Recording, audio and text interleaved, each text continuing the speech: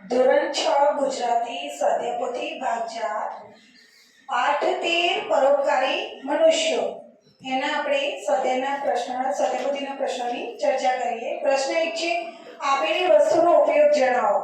અહીંયા પહેલી વસ્તુ આપેલી છે સિંદૂર. તો સિંદૂરનો શું ઉપયોગ થાય? બોલો. સૌભાગ્યવતી સ્ત્રીની નિશાની માટે. સૌભાગ્યવતી સ્ત્રીની નિશાની. આના સિવાય કોઈ ખબર છે બીજો સિંદૂરનો ઉપયોગ? સિંદૂર કોને ચડાવવામાં આવે? હનુમાન દાદાને. જોયું નહીં તમે? હા હા. પછી બીજું સિંદૂરનો દવા તરીકે પણ ઉપયોગ થાય. જેમ પાઠમાં આપણે જોયું હતું કે આંજળી થઈ હોય તો સિંદૂર લગાવવાથી શું થાય? પાકી જાય, મટી જાય. તમે સાંભળી પણ હશે. બરાબર. તો આપણે ઘણા બધા ઉપયોગ છે. આપણે એક લખવાનો લવિંગ. લવિંગ જોઈએ બધે?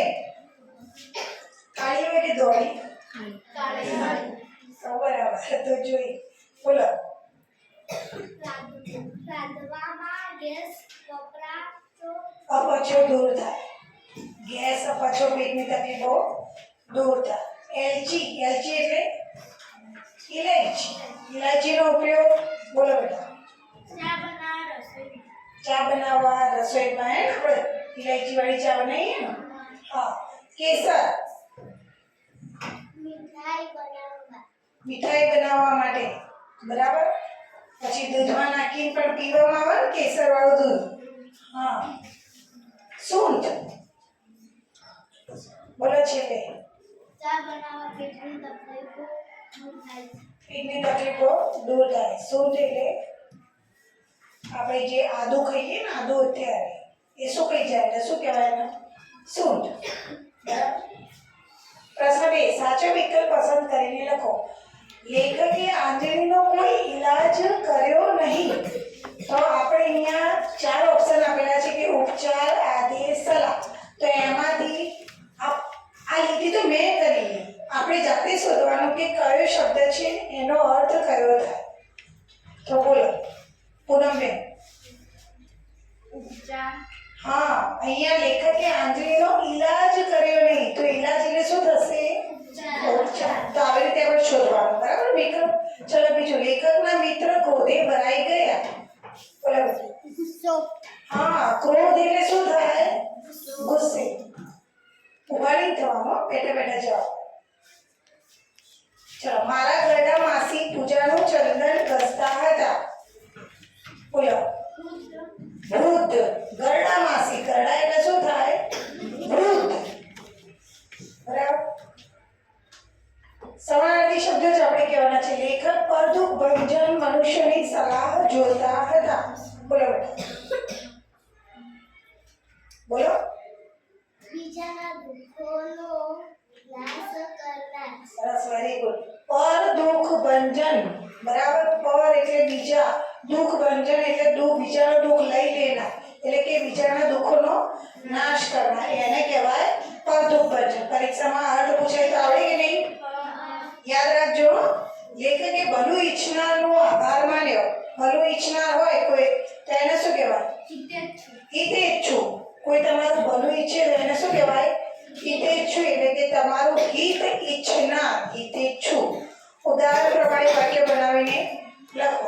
જો અહીંયા કહે છે પગ દોડીને, તો મારા પગ દોડી દોડીને થાંભલા જેવા થઈ ગયા. તો સીડી ચડી. તો તમે વાક્ય તમારું બનાવી શકો છો. જરૂર નથી કે અહીંયા લખેલું હોય એ બોલવાનું. તમે નવું બનાવી શકો છો કંઈ પણ. ચલો બોલો. જોઈ બોલો. કયો? ચડીને તો પગ દુખી ગયા. હા. સીડી ચડી ચડીને તો મારા પગ દુખી ગયા. વાહન ચલાવી. બોલો. વાહન ચલાવીને કમર દુખી ગઈ. હા. વાહન ચલાવી ચલાવીને હું થાકી ગયો. વાહન ચલાવી ચલાવીને મારી કમર દુખી ગઈ. બરાબર. વાહન ચલાવી ચલાવીને હું ક્યાંય પહોંચી ગયો. હે ને?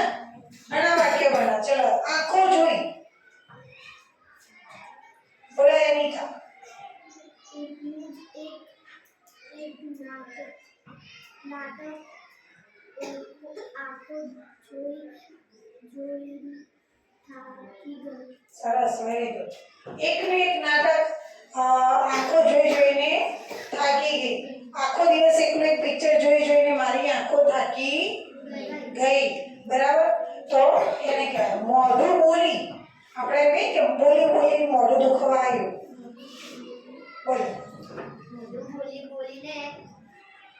વાત લાગી હા, મારું તો મોઢું બોલી બોલીને દુખાઈ ગયું. તું આટલું બોલ બોલ કરે છે તે મોઢું દુખાતું નથી, હે ને? એ પણ વાક્ય બને, બોલ બોલ કરે છે, અંદર આવી ગયું. પેટ ખાય. બોલો. પેટ ખાઈ ખાઈને ફૂલી ગયું મારું પેટ ખાઈ ખાઈને ફૂલી ગયું. અથવા તો મેં બહુ ખાઈ લીધું તો ખાઈ ખાઈને મારું પેટ ફૂલી ગયું. અથવા તો પેટમાં દુખવા આવ્યું. આવી રીતે વાક્ય આપણે બનાવીશું. અહીંયા લીટી થોડી નાની હતી એટલે આપણે નાના નાના વાક્યો બનાવ્યા છે. તમે થોડા મોટા બનાવી શકો છો. પ્રશ્ન 4 કૌંસમાં આપેલા શબ્દોનો ઉપયોગ કરી ખાલી જગ્યા પૂરો. બધાને આવડે. શબ્દો આપેલા છે ગણગણાટ, ગડગડાટ, સડસડાટ, ખિલખિલાટ, ગસગસાટ. હે ને? આ શબ્દોનો અર્થ ખબર પડે ને? હા, પહેલું વાક્ય છે નાના બાળકો ખાલી જગ્યા કરતા સૌને ગમે. નાના બાળકો શું કરતા ગમે? ખિલખિલાટ. માખીઓનો ખાલી જગ્યા કોઈને ગમતો નથી. તો માખીઓનો હા, માખી જે અવાજ કરે એને શું કહેવાય? ગણગણાટ. શું કહેવાય? આપણે નહીં કહેતા કે માખીઓ કેટલું ગણગણાટ કરે.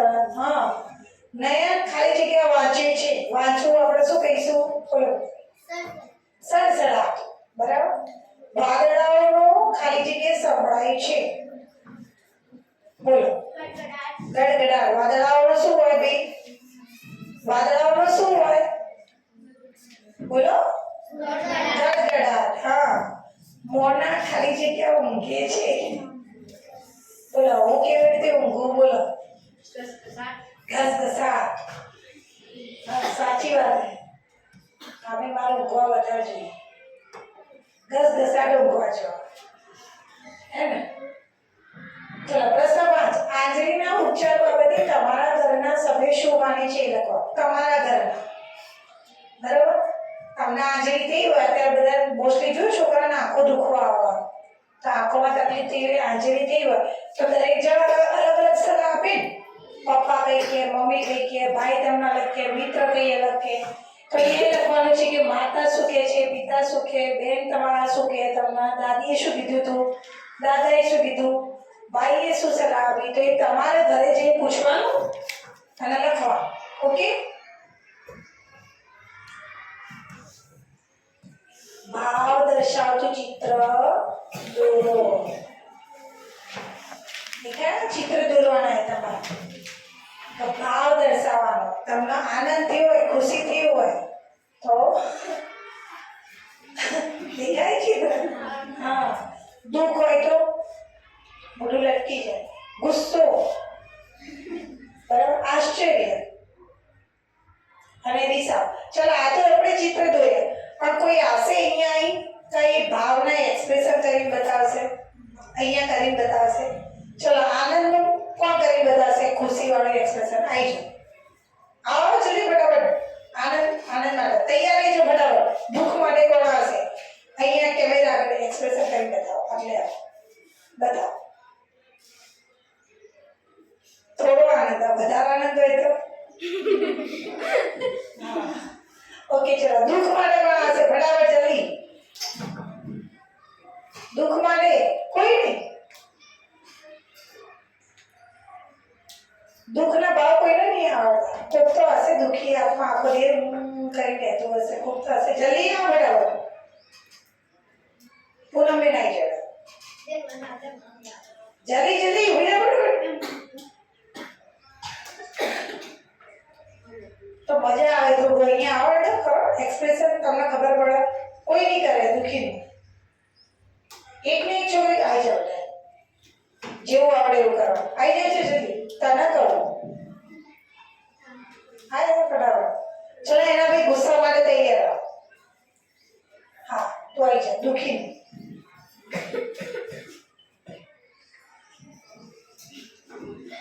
અરે વાહ, કેટલો દુઃખી લાગે છે. પરમેનન્ટ દુઃખી. પહેલાથી દુઃખી. ગુસ્સા માટે આવી જાય.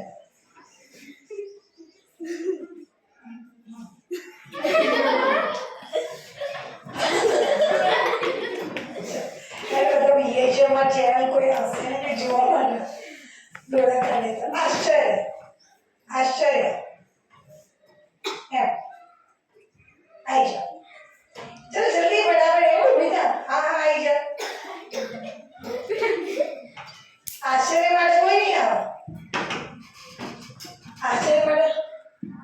એને કહેવાય, એને આશ્ચર્ય કહેવાય. કરજો. કોણ કરશે એક્સપ્રેશન? શરમ શરમ શરમના પૂતળા. રીસાવું એમાં તો છોકરી નંબર 1. કોણ આવશે? આઈ જરા. અરે એક્સપ્રેશન. હા આઈ જા. જલ્દી જલ્દી ફટાફટ. હા હા પૂનમ ને પૂનમ બેન દિસાઈ ગઈ.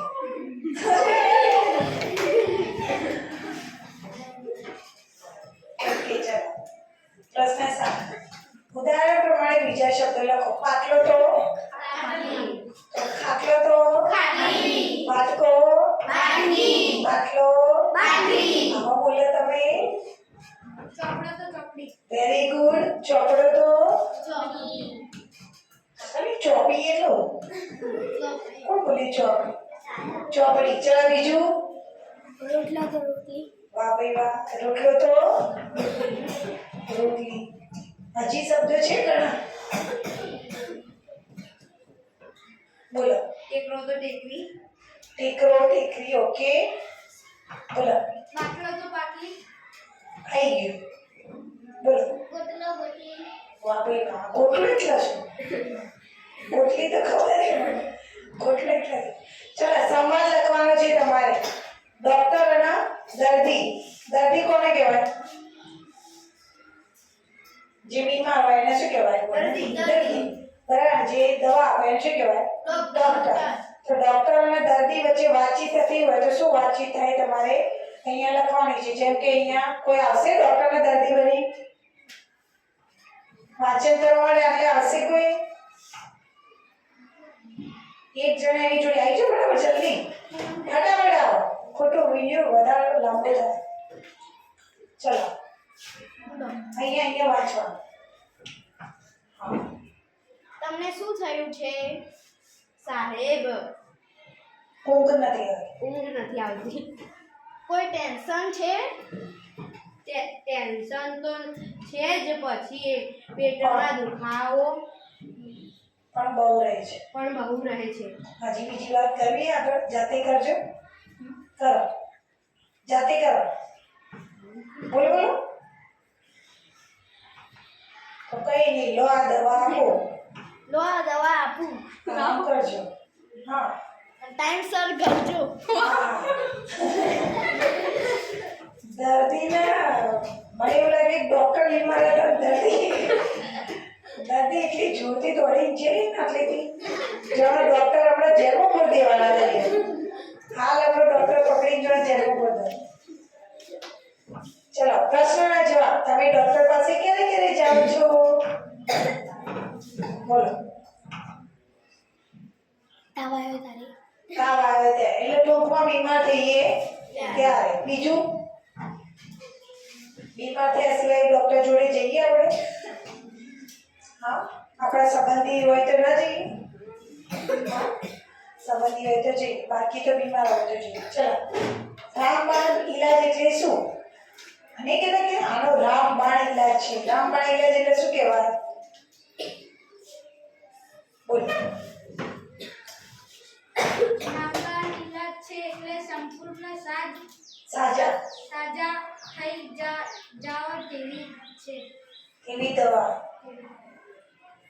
બરાબર. રામબાણ ઈલાજ એટલે તમે આ દવા માફક આવશે જ. આ તમે ઉપચાર કરશો એટલે મટી જ જશે. એને કહેવાય રામબાણ ઈલાજ. કોઈને આંજણી થાય ત્યારે તમે ડોક્ટર પાસે જવાનું કહો કે બીજા ઉપચાર આપો? અને બીજા આપો તો કયા આપો? બોલો. ડોક્ટર પાસે જવાનું. ડોક્ટર પાસે જવાનું કહો. કોઈ હે ઘરના ઈલાજ આપવાનું? હા બોલો.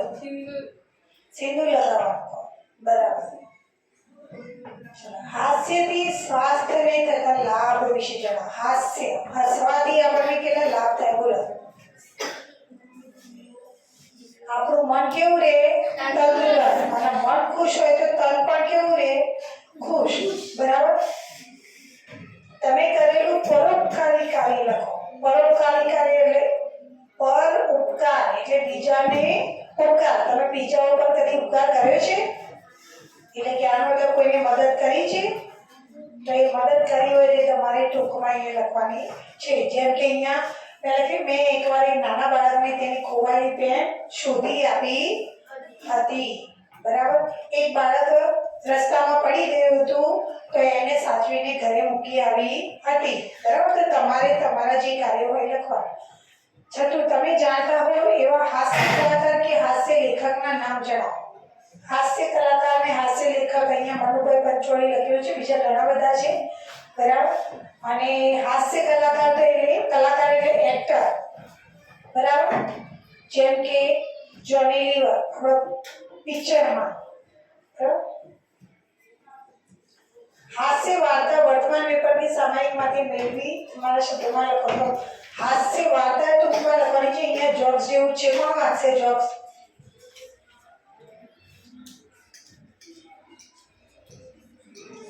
વાંચો અલ્પેશ. એક બાળક માતાને પૂછે, મમ્મી પરીક્ષામાં નાપાસ થઉં તો શું થાય? શું થાય? માતા બોલી, પહેલા પરિણામ શું? તો આવવા દે. બાળક હસીને બોલ્યો, એ તો મને પણ ખબર છે. ઓકે. થોડું શું બધા થઈ ગયું હે? ચલો અહીંયા પૂરું થઈ ગયું ને આપણું.